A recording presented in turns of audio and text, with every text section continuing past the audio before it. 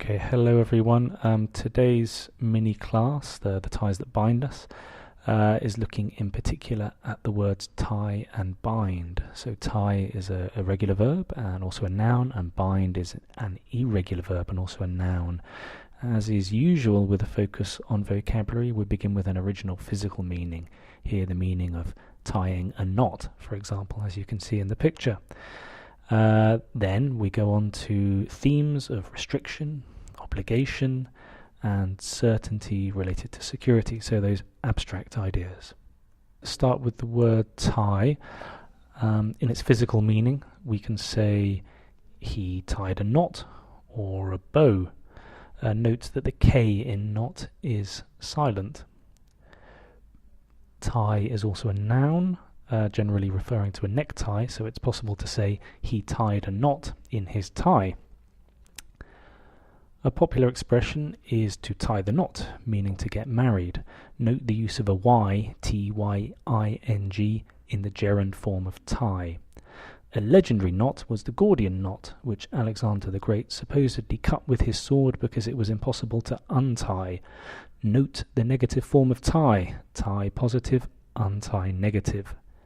Finally, here's another use of tie to mean the situation in a game or sport where nobody wins.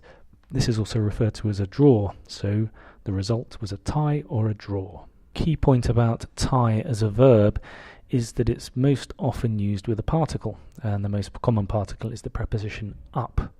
Let's look at 4 examples. The first 2 are physical and literal, the last 2 are figurative uses of the verb. As we can see in the first 2 examples, the meaning of tie up, physically, is to contain or close with cord, rope, or string.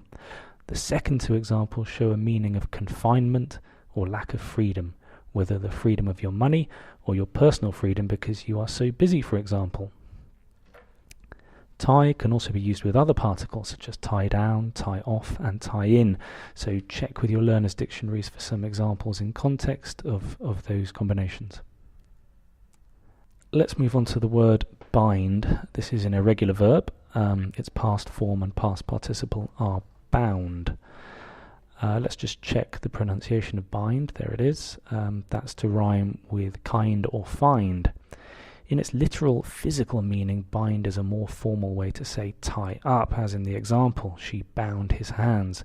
However, an important figurative meaning of bind is about obligation, the rules that we are effectively tied to. The following examples present the same information, the first in the active voice and the second in the passive voice. The last example shows us the adjective form binding, used to mean legally valid as a contract. But the form of the word we are really interested in is be bound to, followed by an infinitive verb. This is very common in spoken English to show certainty. In that sense, it's very much like the modal verb must, but bound to is more informal, more likely to be spoken than written.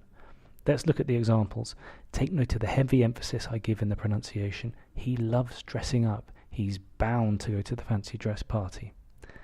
Let's look at the next one. She hasn't been home all year. She's bound to be missing her family. I think the image of the knot is useful here to remind us of the meaning of be bound to. The knot represents security and certainty, and that is what we express with this form of the word bind. So, to finish, a few other points about the bound form of the root word bind.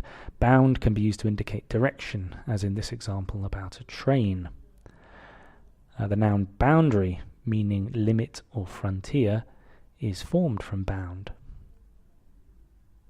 And also the expression out of bounds is used to refer to territory which is prohibited or off limits. Finally, English has many examples of what is apparently the same word but with a different meaning. This is the case with the verb to bound, which means to jump or to leap, so no connection to bind at all. There we can see the expression to come on in leaps and bounds, meaning to make great progress. The reason for the coincidence of words is that bound as a form of bind comes from Old English, while to bound, the regular verb, comes from a French origin, a good example of the multiple origins of modern English.